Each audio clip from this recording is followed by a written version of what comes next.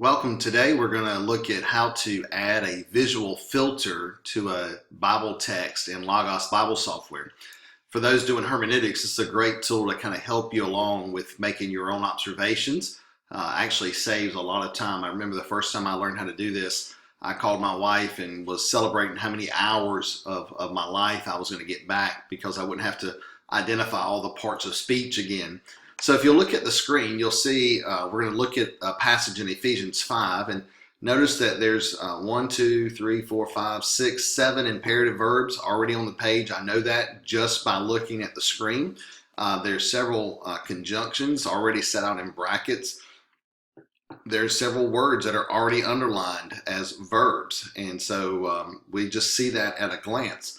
So to set this up, it's kind of an easy step, but there's one thing that always throws people off, and so I want to take a few minutes to show you how to do this. So let's go in here and turn this off, and I'm just going to turn my current one off so you'll see how to do it on your own, and we'll see that there's a plain text there, and let's see how to add the parts so that you can do all these steps that you want to.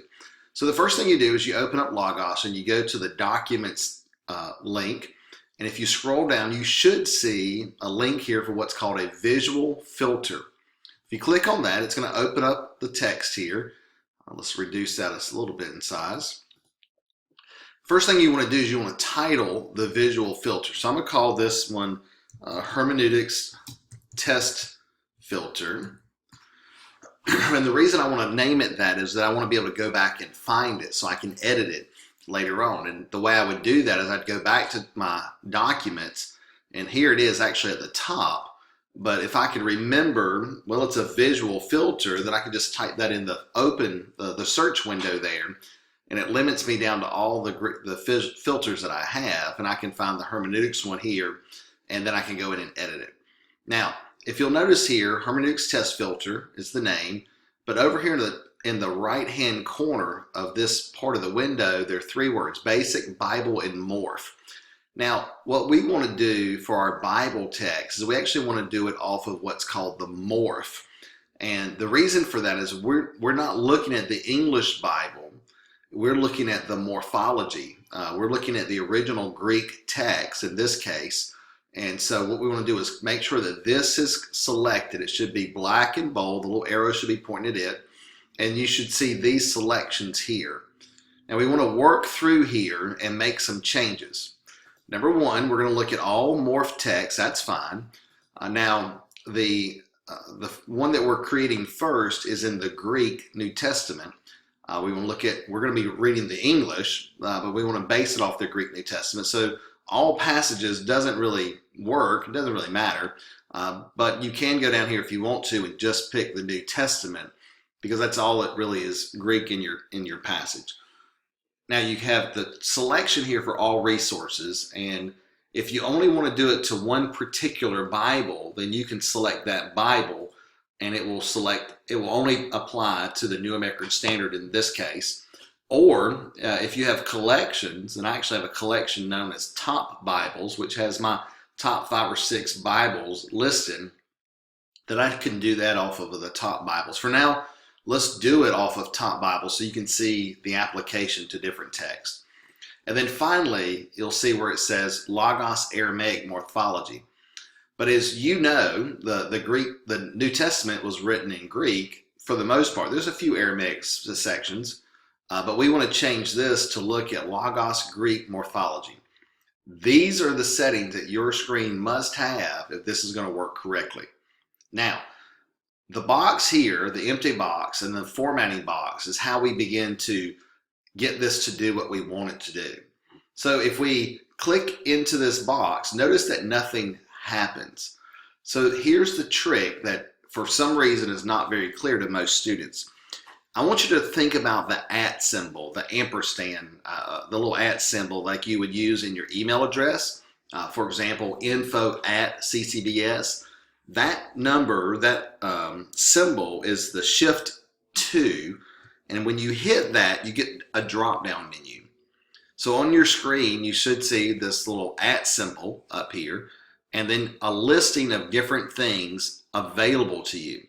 So in our hermeneutics process, we're taking the verb and we're telling it that we want to underline it. So we're going to pick verb, and I'm not going to worry about any of this for now. I just want every verb to be underlined. So I come over here to the other side, to the formatting area, and then I tell it what I want it to do. In this case, let's give it a blue underline. Now, if I have everything set up right, voila, on my Bible in Logos, notice how all the verbs are all of a sudden turned into blue underlines. Now, the struggle here is this. Logos is only going to underline the one part of the verb in most cases. So if you look down here, be named, that's actually one word, but only be is underlined. Here, are not fitting. Well, are fitting is the verb, but notice that only are is underlined. But at least that's part of the process. So in reality, I want all of that underlined, but I don't need it for now because it's just showing me. But notice here, rather giving of thanks, this idea of giving of thanks is not underlined, even though in the English, the word giving sounds like a verb. Well, that's because in the Greek, this is actually a noun. And so we're looking at the original language without having to have learned Greek or Hebrew. Now let's go through and do that again, but this time let's add brackets around our conjunctions. So we go back into the next line, we hit our at symbol, we go down to conjunction, and we say I want all my conjunctions. I'm not going to worry about this right now. We're going to say I want all my conjunctions to have brackets. So I'm going to scroll down. Here we go, brackets, and then notice on the right, everything that is a conjunction in the original language suddenly has brackets around it. Now, for many of you, you're thinking of fanboys, F-A-N-B-O-Y-S, for, and, nor, but, or, yet, and so. But here we have a few other ones. We have that, and we have therefore. Those are different types of conjunctions, and that's okay. I just want you to notice that they are conjunctions in the original language. They just have different purposes. So let's make a little distinction here. Let's say I want to have all conjunctions, and then here we can go here and say, well, any conjunction that has a purpose, I want to add a box around it. Well, that's fine. Let's go up here. Let's tell it I want a box. And now any of these that are actually purpose statement clauses, let's see if we have any here. There we go. So that, those are purpose statements. In other words, these conjunctions have the intended meaning of purpose. Why should husbands love their wives? So that he might sanctify. What's the purpose? That this is what we're to do. We're to sanctify her. So you might want to go through and make unique cases for this. Let's work on them. We also noticed earlier that some of the verbs were imperative, and that seemed to be very important. So if we go back to our verbs and we choose the at sound, then we find the verb. Let's see if I can get to it here. My screen's not letting me get quite to it. So let's just hit V for verb. Then notice I can choose any type of tense, voice, mood, first, person, whatever. But here under mood, I'm going to select imperative. And notice what it says, the mood that normally expresses a command, intention, exhortation, or request. So now we're going to go over here to format, and we're going to make this do the color box. And notice over here, all of a sudden, all the imperative verbs, not only do they have a blue underline, now they have this green box going around them as well. So as you do this, you can begin to see how this can benefit you in doing your hermeneutic observations. Because already you're seeing the clarity of the verb, the clarity of the conjunction, the imperative verbs, as we saw below, even the purpose statement conjunctions down here. And then you can even go through later and add more and more detail. So We won't look at all of them, but sometimes you want to go through and you want to identify the noun that's the subject of your verb. And so that's in the Greek, that's the nominative case, usually refers to the subject. And so maybe you want to make those all blue. You can do that. And then it says, well, be imitators of God as beloved children, just as Christ. These are all become the subjects of our sentences. And again, you can make this as complicated or as simple as you would like it to be. So let's just add a couple of other things here. These are prepositions,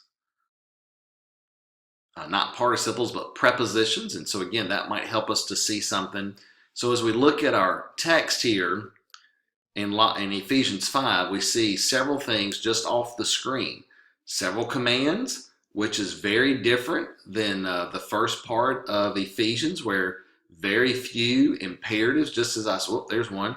Just as we scroll through Ephesians 1, 2, and 3, it's very descriptive, not very command-oriented. We get into chapter 3, we begin to see that. Chapter 4, we begin to see the beginnings of these commands to do things over and over again, very instructive to the church at Ephesus about what we're to do, and you see that all the way through. So just scrolling through the screen helps us to do some simple observations just by using this visual filter. Now, if at any time you want to turn off the filter, notice that your 3 circles here in your Bible window, you can go down, scroll all the way to the bottom where your visual filters are, and turn off the filter or turn it back on. So notice that I have my structural diagram filter, and then I have our new one that we made, and I also have an Old Testament one. Now the Old Testament obviously is different than the New Testament because the Old Testament was written in Hebrew.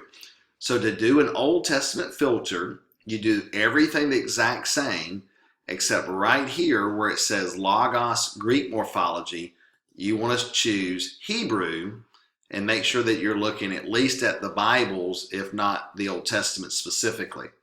Now, the last thing I want to show you is this. We noted the top Bibles. So if I go into my window here and I pull up another Bible, then it should, if it's based off of the Greek text, bring up all that information for me in my Greek text as well. Saw on there the squiggly lines. Let me just show you how to do that one and then we'll close. So we pull up our verbs and we talked about those participle phrases. And so if we look here, we look over into our mood. We have the indicative, the imperative, the infinitive, the optative, and the participle. These are those words like shining that end normally in ing.